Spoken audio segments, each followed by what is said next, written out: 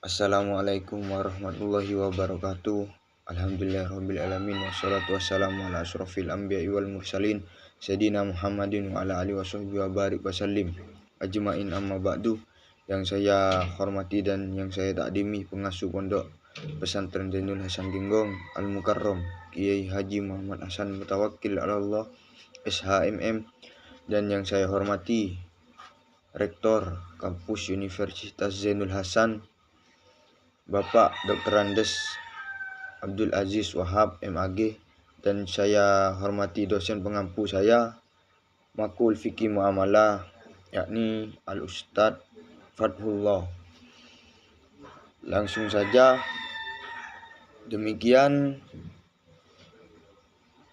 dinamika kemajuan bisnis tidak sedikit dari pelaku yang terjerumus dalam riba, bahkan menjadi keniscayaan kemajuan perekonomian negara. Namun tentang keharaman riba tidak bisa dibukiri berlandaskan dalil-dalil tegas dalam Al-Quran.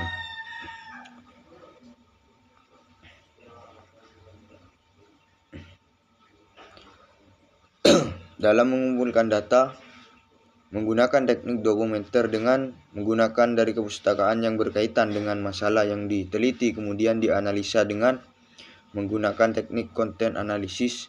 Data primer yang diambil dari kitab-kitab madhab 4 yaitu Al-Fiqhul Islami, Bidayatul Mujtahid, wa Nihayatul Muqtasid, Raddul Muhtar,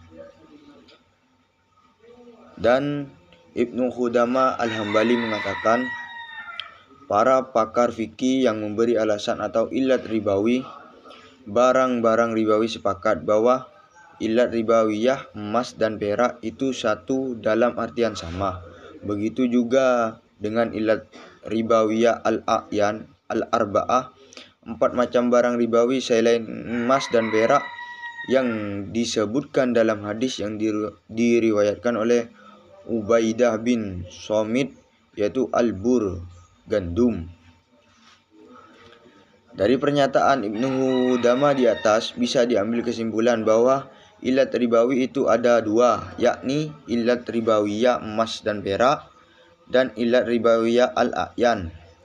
4 macam barang ribawi selain emas dan perak disebutkan dalam hadis yang diriwayatkan oleh Ubaidah bin Somit, yaitu al-bur.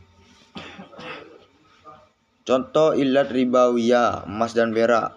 Terjadi perbedaan pendapat antara fikih madhab. Setidaknya ada 3 pendapat dalam masalah ini. Yang pertama, pendapat pertama ini diusung oleh para ulama madhab Hanafi dan Hambali. Menurut pendapat kedua madhab pertama ini, ilat ribawiyah emas dan perak adalah al-waznu wal jinsu atau timbangan dan sejenis. Pendapat kedua ini diusung oleh madhabnya Imam Maliki dan Imam Syafi'i. Satu riwayat dari Imam Ahmad bin Hambal.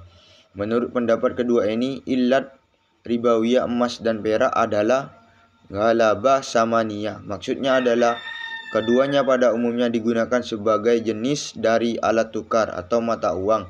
Dengan demikian, ilat ini sifatnya adalah khusus dan terbatas ada pada emas dan perak. Pendapat ketiga ini diusung oleh Syekh Ibnu Taimiyah, Ibnu Al-Qayyim Al-Jauziyah, dan salah satu riwayat dari Imam Ahmad bin Hambal. Menurut pendapat ketiga ini, ilat ribawiyah emas dan perak adalah mutlakus samaniyah, kemutlakan sebagai mata uang atau alat tukar.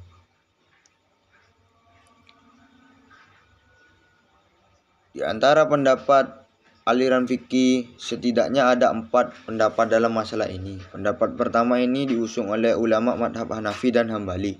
Menurut pendapat pertama ini, ilat ribawiyah al-a'yan, al-arba'ah, 4 macam barang ribawi selain emas dan perak, yaitu al-bur atau gandum, as-sa'ir atau jawawud atau gandum, at-tamr kurma, dan al-mih garam. Pendapat kedua ini diusung oleh para ulama madhab Syafi'i. Menurut pendapat kedua ini, ilat ribawiyah al-a'yan, al-arba'ah adalah at-ta'mu, yakni statusnya sebagai makanan. Mengikuti pendapat kedua ini, riba bisa berlaku pada semua makanan, baik termasuk perkara yang bisa ditakar, ditimbang atau selain keduanya. Pendapat ketiga diusung oleh madhab Maliki dan oleh Ibnu Al-Qayyim Al-Jauziyah. Menurut pendapat ketiga ini, ilat ribawiyahnya al-a'yan al-arba'ah adalah Al-Quran, adalah al-qut wal iddihar, yaitu statusnya sebagai makanan pokok dan disimpan. Dengan demikian, riba tidak berlaku untuk jenis-jenis makanan yang tidak diakar, yang tidak ditakar dan tidak ditimbang, seperti buah apel, delima, semangka, kelapa, telur, dan semisalnya. Dan juga tidak berlaku untuk yang bukan makanan, seperti za'faran, besi, dan sebagainya. Mungkin cukup sekian yang saya bisa sampaikan tentang pendapat riba menurut empat madhab. Assalamualaikum warahmatullahi wabarakatuh.